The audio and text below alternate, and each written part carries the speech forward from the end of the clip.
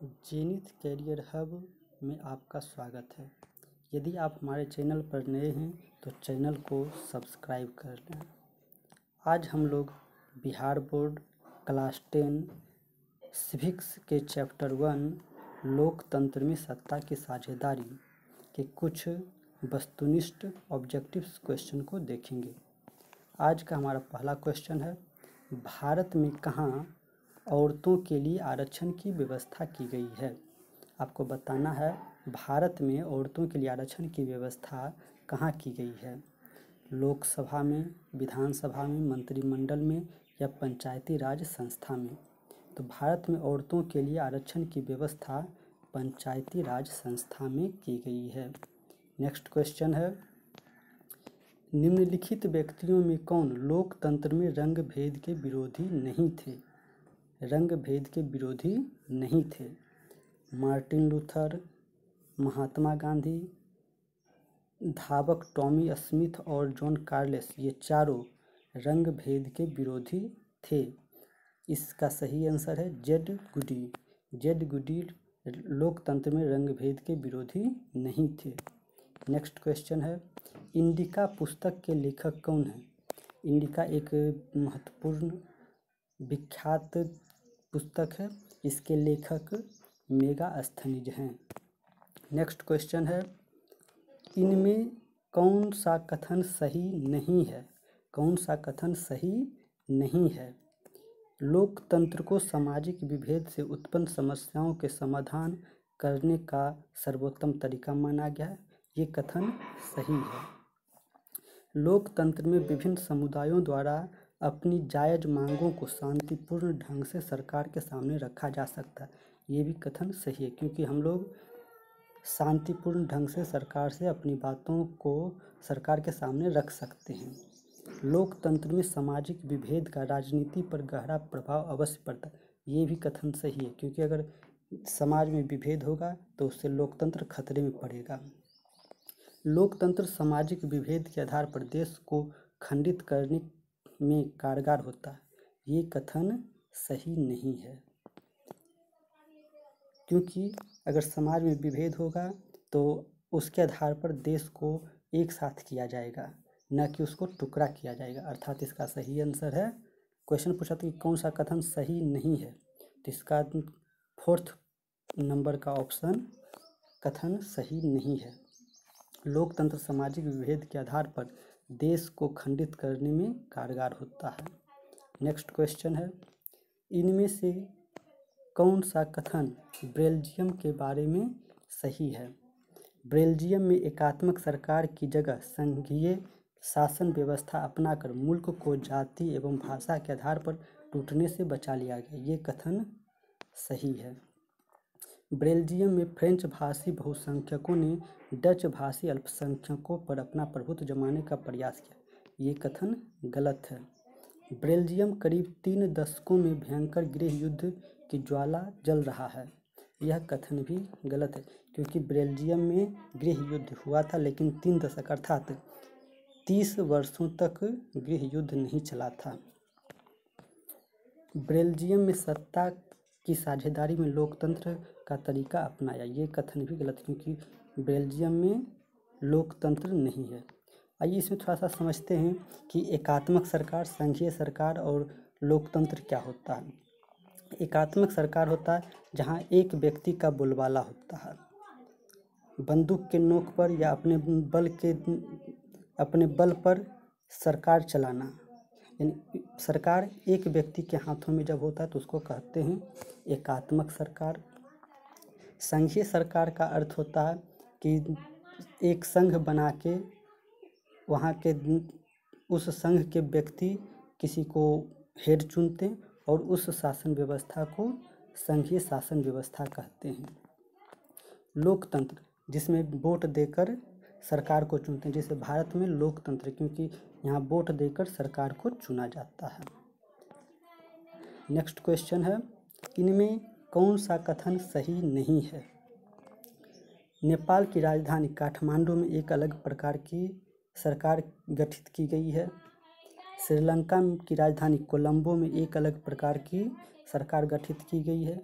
Belgium की राजधानी Brussels में एक अलग प्रकार की सरकार गठित की गई, या भारत की राजधानी दिल्ली में एक अलग प्रकार की सरकार गठित की गई? इसका सही आंसर है बेल्जियम की राजधानी ब्रुसेल्स में एक अलग प्रकार की सरकार गठित की गई है। तो यहाँ से 2-3-4 क्वेश्चन निकलता है कि नेपाल की राजधानी कहाँ, तो नेपाल की राजधानी काठमांडू है, श्रीलंका की राजधानी कोलंबो, भारत की राजधानी नई दिल्ली, बेल्जियम की राजधानी ब्रुसेल्स। नेक्स्ट क्वेश्चन है, भारत की वित्तीय राजधानी कहाँ है? तो भारत की वित्तीय राजधानी मुंबई है, भारत की राजधानी नई दिल्ली है, और भारत की वित्तीय राजधानी जहाँ पैसों का लेखा जोखा होता है, भारत की वित्तीय राजधानी मुंबई है। नेक्स्ट क्वेश्चन है, बिहार की साक्षरता दर कितनी है? बिहार की साक्षरता दर 47% है।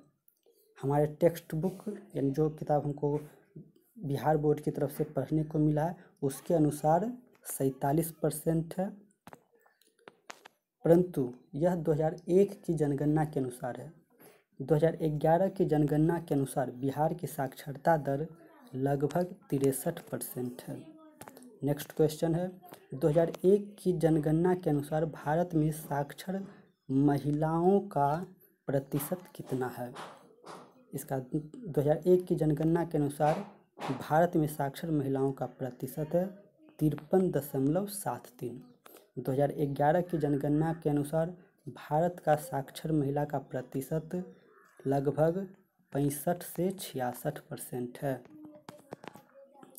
नेक्स्ट क्वेश्चन है, श्रीलंका के बहुसंख्यक समुदाय की भाषा क्या है? यानी आपको बताना है कि श्रीलंका में सबसे ज़्यादा कौन सी भाषा बोली जाती है? तो श्रीलंका में सबसे ज़्यादा सिंहली भाषा बोली जाती है। से भारत में सबसे ज़्यादा हिंदी भाषा बोली जाती है, उसी प्रकार श्रीलंका में सिंहली भाषा सबसे ज़्यादा बोला जाता है। नेक्स्ट क्वेश्चन है, श्रीलंका की आबादी में तमिलों की संख्या कितना है? यानी आपको बताना है कि श्रीलंका में कितने प्रतिशत लोग तमिल भाषा का प्रयोग करते हैं, जो कि हमारे दक्षिण भारत में भी तमिल भाषा का प्रयोग किया जाता है। तो श्रीलंका में 18% तमिल भाषा बोलते हैं।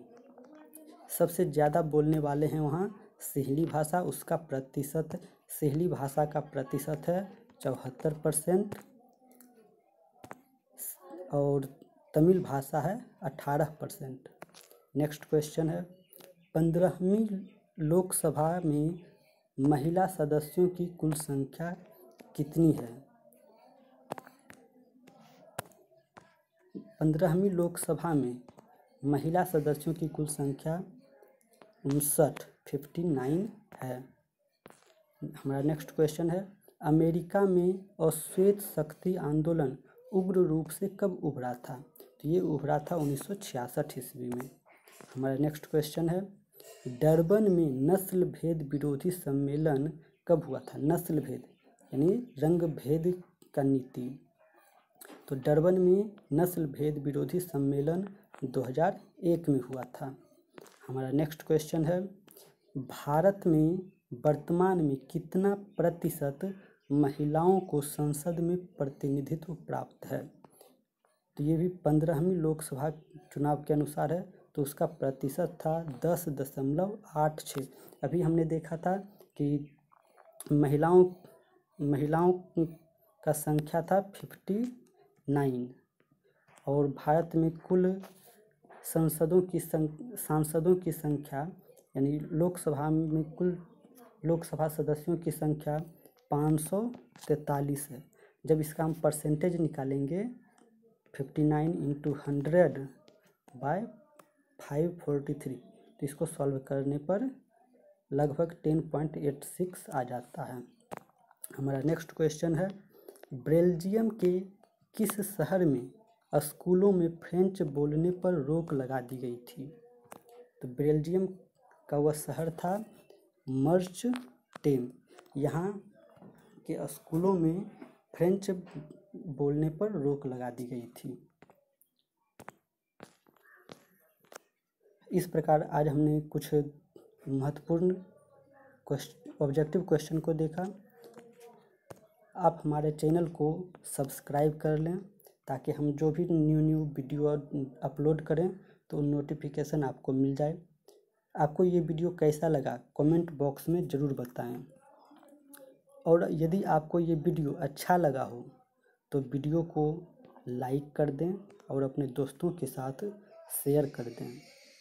हमारे साथ बनने के लिए आपका शुक्रिया। अंत तक वीडियो को पूरा देखने के लिए बहुत बहुत धन्यवाद।